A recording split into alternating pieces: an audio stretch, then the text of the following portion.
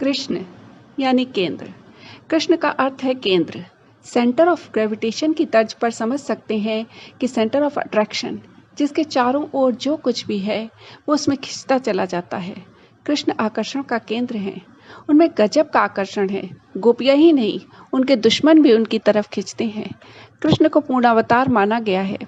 ये भी सत्य है कि जब हम किसी को नहीं समझ पाते हैं तो हम उसको पूजने लगते हैं, जबकि असली पूजन उसको समझना व खुद में समाहित करना होता है।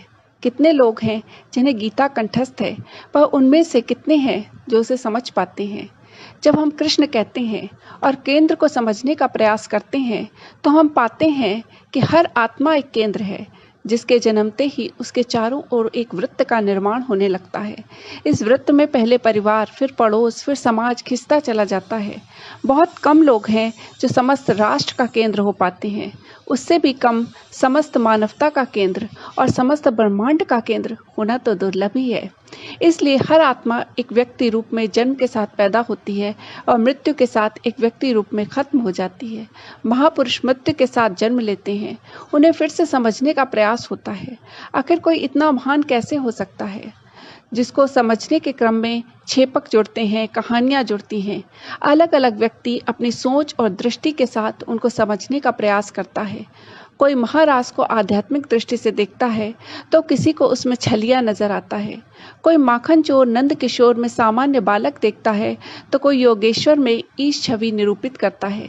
जैसे जैसे समय आगे बढ़ेगा, हम आने वाले समय की अच्छाइयों और बुराइयों के अनुसार उस काल से सामने बैठाकर कृष्ण के चरित्र को समझने का प्रयास करते रहेंगे, पर हर हाल में कृष्ण केंद्र में बने रहेंगे, बने रहे हैं और बने रहेंगे।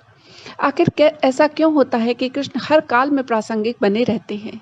यहाँ सिर्फ छवि करने की बात नहीं है, छवि भंजन करने की भी बात है। इसका उत्तर भी कृष्ण स्वयं देते हैं जब कृष्ण कहते हैं, मैं वृक्षों में पीपल हूँ, गायों में कामधेनु हूँ। एक आम समझ के आधार पर हम इसे कह सकते हैं कि वो उसमें से श्रेष्ठ चुनते हैं। क्या ये अहंकार है?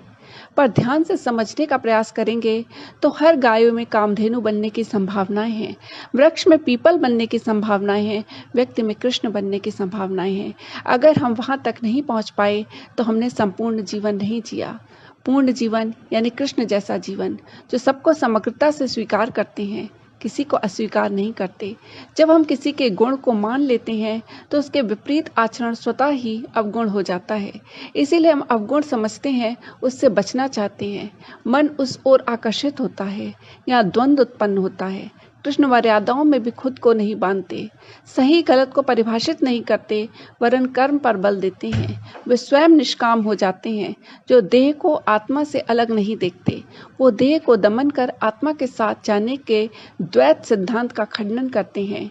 वो रिश्तों में रहकर असंग रहते हैं, महारास रचाते हुए भी योगेश्वर हैं और युद्ध भूमि में भी करुणा से पूरित हैं। इसीलिए वो कृष्ण हैं, केंद्र हैं। आप सब